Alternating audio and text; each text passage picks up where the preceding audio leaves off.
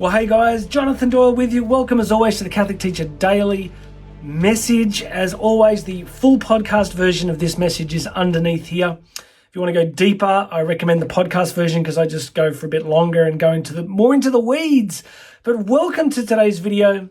Please make sure you've subscribed, and there will be a whole bunch of links under here if you want to grab free access to the Going Deeper Catholic Teacher Faith Development Program. That's right there, so go ahead and grab that. Listen, today I'm going to talk about something topical. I try not to date the messages too much, but 2 days ago, of course, we had the Grammy Awards, and you may be familiar with the artist, Sam Smith, who did a song called Unholy, which, if you had any thought that Hollywood was still into subtlety, you would have been disabused of that concept very quickly.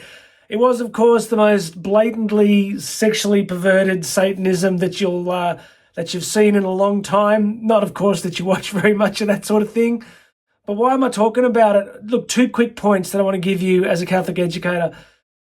The first one is that this stuff doesn't happen in a vacuum. And I guess I'm talking about it because this is the world in which your students are immersed, right? So our kids are seeing this stuff. Thankfully, mainstream media is getting less and less traction these days because of a sort of cannibalized, disintermediated media landscape. So there's so many more platforms and ways of accessing content that, thankfully, the big reach of these big mega media platforms is starting to diminish. But that said, we of course know that many of our kids are going to be seeing this sort of stuff. If they're not seeing it on the TV, they're going to see it on TikTok or Instagram or Facebook or whatever else, Snapchat. They'll see this stuff. So first thing I want to talk about is just very quickly, we got to understand where it comes from. And I want to give you the turbo version of this. And once again, the podcast version goes deeper. But when I did my second master's program at the Pontifical Institute, spent a lot of time looking at Friedrich Nietzsche, and of course many people know Nietzsche from the whole whatever doesn't kill me makes me stronger, or God is dead and we have killed him was one of Nietzsche's most well-known quotes. I shared recently that when I was an undergrad, there was a piece of graffiti on a desk that said, God is dead, Nietzsche. Someone had written that as an undergrad on the desk. And a few weeks later, I was back at the same desk, and true story, somebody had written, Nietzsche is dead, God. And we know one of them's right, okay? So Nietzsche had an incredible influence on European philosophy in the 19th century and into the early 20th century, and I would say still. He died of syphilis when insane, had very little notoriety or success in his own lifetime, but a massive influence on the European Academy in the years, through the 1890s into the start of the 20th century. Now, his basic ideas around what we would call the transvaluation of all values. He, of course, wrote the text going beyond good and evil.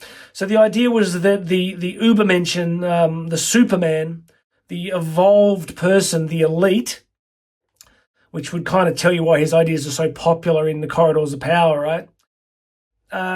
He believed that one of the things they had to do was go beyond good and evil, that civilized morality was completely the preserve of the underclass of the herd.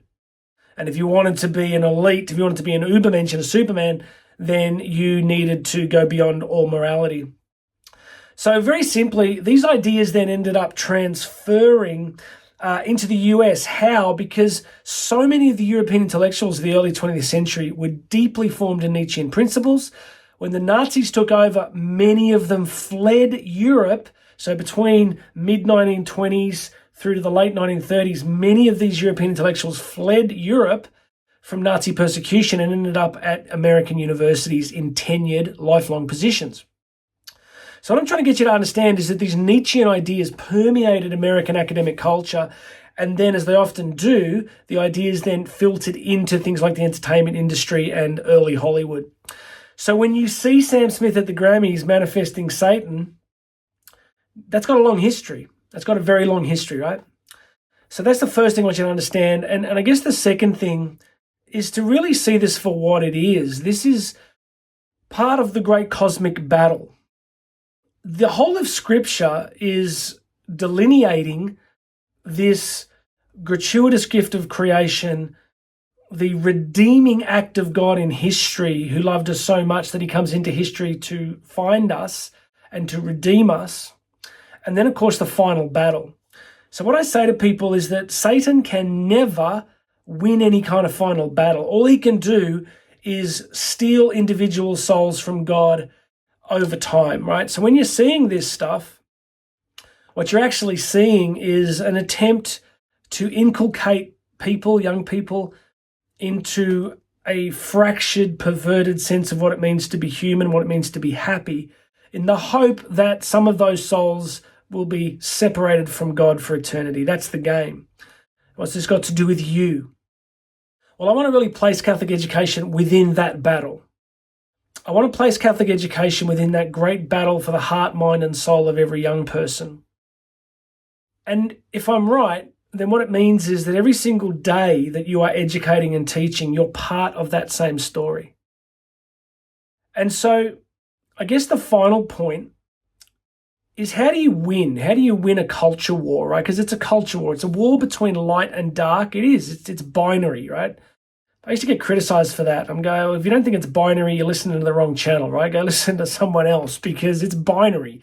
It's light and dark. It's good and evil. It's God's law or not God's law, right? Like it's pretty straightforward. Yeah, there's human complexity and none of us are perfect and we all fall short of the glory of God. I get it. But you win a culture war not by destroying your enemies. Paul VI had a really good quote about that once. He said they're too numerous. He goes, if you kept trying to defeat one after the other, they just keep popping up. He said, you win it by telling the truth. And the other thing is that if you want to win a culture war, you just have to tell a better story. That's the insight from this video today. If you want to win a culture war, you have to tell a better story. So Sam Smith's up there telling a story, right? His story is unholy, perverted sexual licentiousness is cool, it's edgy, it's iconoclastic, it's against the power structures. I mean, that part alone is hilarious, right? Like, I often think, what are they rebelling against, right? Like, it used to be that they were like, when they were doing perverted sexuality, it was like, well, we're reacting against heteronormative middle-class morality. And I go, you destroyed that pretty much already. What are you still reacting against? Like, well, you know, the church still makes people do things. Really? Does it? Does it really? So I look at this stuff and I go, come on, seriously. Like, we're way past the idea that satanic sexual morality is a reaction against middle-class morality. It's got no subtlety now. It's just like, it's just presenting what it is. And the story is perverted satanic sexual morality is edgy, cool, it'll be fun, pleasurable, it's more normal than you think.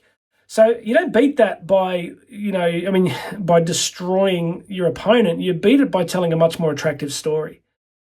You tell stories about truth, beauty, and goodness. You tell stories that are more compelling. You say to kids, if you walk down that path, the story that you'll walk into is one of misery, nihilism, addiction, self-loathing, all sorts of physical, medical problems maybe. If you follow that story, that's where you're going. So what we're doing is trying to tell a different story. A story about love, about romance, about beauty. The beauty of human love. John Paul II said in his beautiful book, Love and Responsibility, he said, from the youngest age, I have been in love with love. There's something compelling and beautiful about human love and romance. Karen and I used to do live seminars for about 40,000 high school students a year. Full day programs. And I'll tell you the truth, the most profound thing, the thing that impacted kids more than anything else, was our story.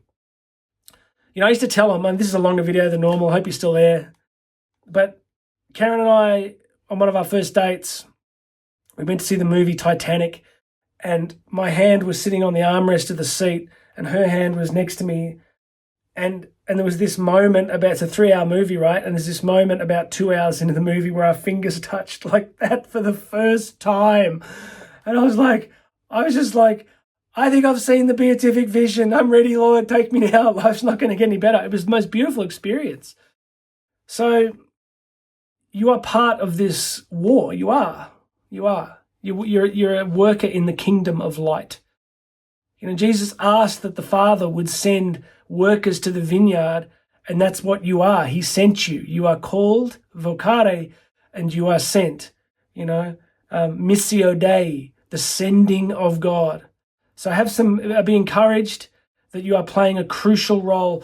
So practically, how do you do it? I said in the podcast that all you have to do is, I used to do things like every lesson, I would have some great quote from a man or woman in history, and I would read that quote and we would discuss it briefly, so that I was putting truth into their heads on a daily basis. Or I would read some great poetry to them. And, these were pretty tough kids, and it was like just hearing that once a day, or music, or taking them to the chapel where they have some time for stillness and quiet. That's all you have to do. Just keep telling a better story. All right, God bless you, everybody. Please make sure you have subscribed. There's links under here. Get yourself free access to the Going Deeper program. If you're in leadership, you can book a 30-minute call with me. I'm mentoring and supporting a lot of Catholic leaders. So if you want coaching with me, go and book a call and we can talk about how you're going at your school, your own well-being, what you need, what your school needs. Go check it out. All right.